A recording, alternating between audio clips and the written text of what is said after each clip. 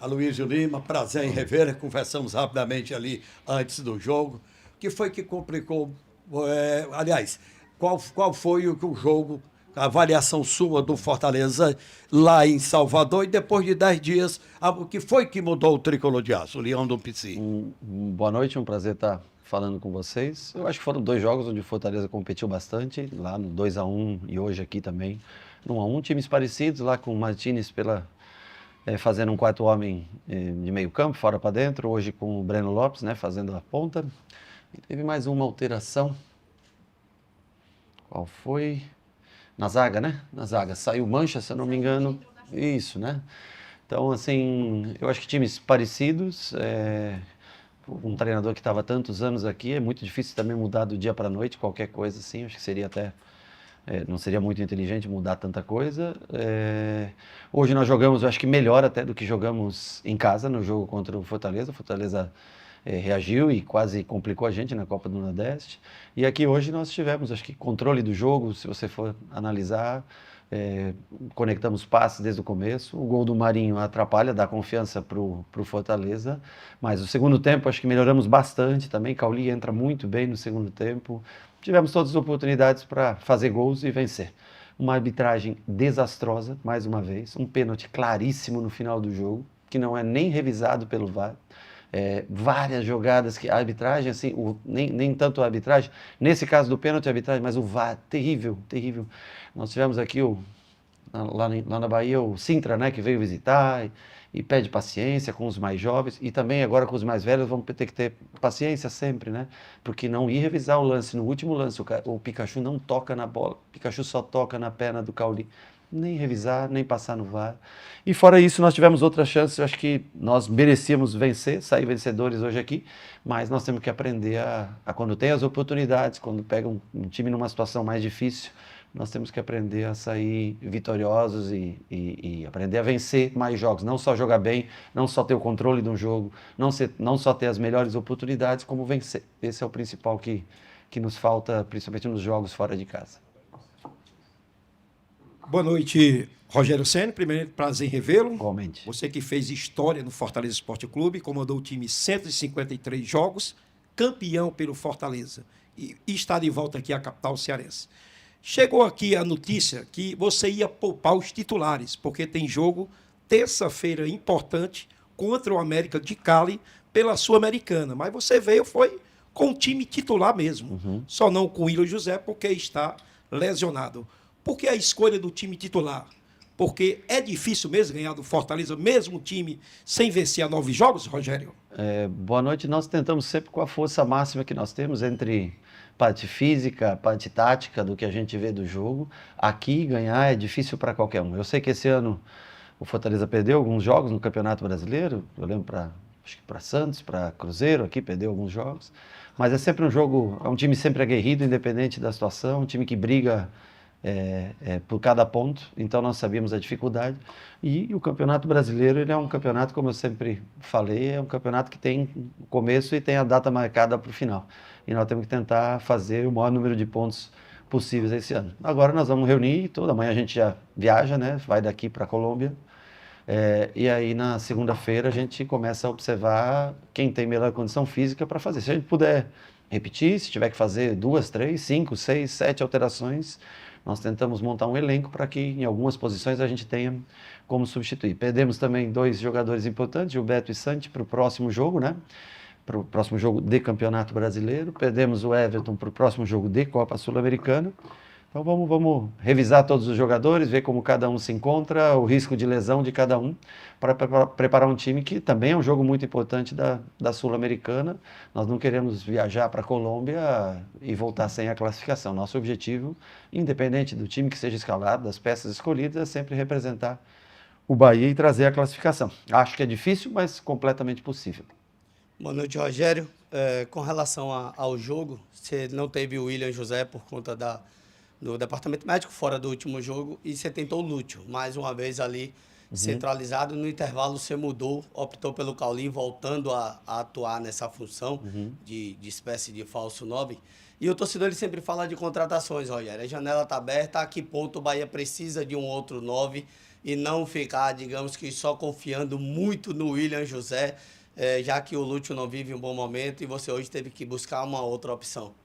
Olha, o Cauli já está acostumado a fazer essa função. Hoje, quando eu coloquei o Cauli, eu achei que nós precisávamos de alguém para flutuar um pouco mais e sair da referência da zaga do Fortaleza. Era um jogador que, até por lances individualizados, ali que ele recebe, gira, bate, é um jogador habilidoso por natureza, né?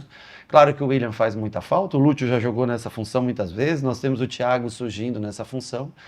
Talvez o que faça falta é um jogador de referência, um cara maior dentro da área, para um jogo onde está apertado, nos cruzamentos. Mas isso é uma coisa que a gente conversa no dia a dia e é o que eu falo para vocês. Eu sei que é muito fácil você pedir mais um jogador, é de direito e de obrigação do torcedor sempre querer reforçar o time. Eu também quero, o Cadu, todos querem. Agora, é uma empresa, e não é uma empresa onde vem alguém e sorteia quem quer dinheiro, alguma coisa assim, né? Então, dentro da análise que nós estamos tentando fazer o que é possível em matéria de uma ou outra peça chegar, mas dentro de condições que o clube tenha condições de cumprir seus contratos. E a gente vai, uma peça ou outra, a gente espera ainda até o final da janela poder trazer. Eu não sei, aí, Cadu tá aí, sobre qual peça, essas coisas, eu também nem vou tocar nesse assunto de nome ou posição. Oi, CN, boa noite. Fernanda Alves, do Sistema Verdes Mares. Você tem um legado histórico como goleiro, isso é inegável, e eu observei que no final da partida você conversava com o Magrão, que teve a primeira oportunidade hoje vestindo a camisa do Fortaleza. Eu queria que você pudesse falar um pouco para a gente do que foi esse diálogo e se você passou alguma avaliação, já que você tem todo o know-how para isso. Obrigada. Bom, ele falou que sempre gostava muito de mim e como inspiração.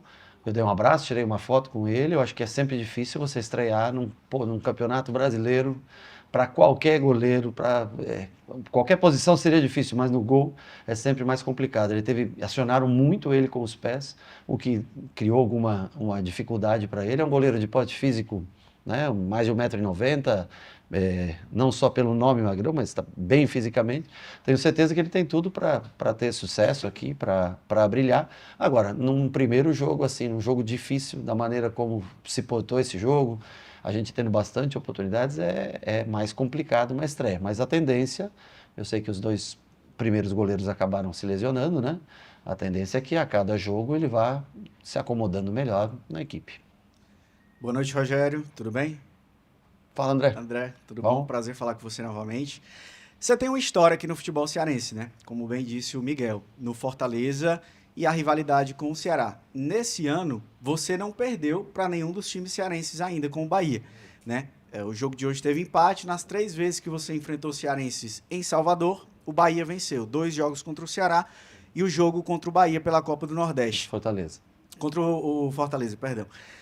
Eu te pergunto, além de uma feliz coincidência, para você, tem um gostinho também especial pela história que você fez no Fortaleza e tinha essa rivalidade com o Ceará, claro que rivalidade apenas esportiva, e eu te pergunto isso também porque eu sei que está longe, mas o Bahia vai enfrentar o Ceará na semifinal da Copa do Nordeste.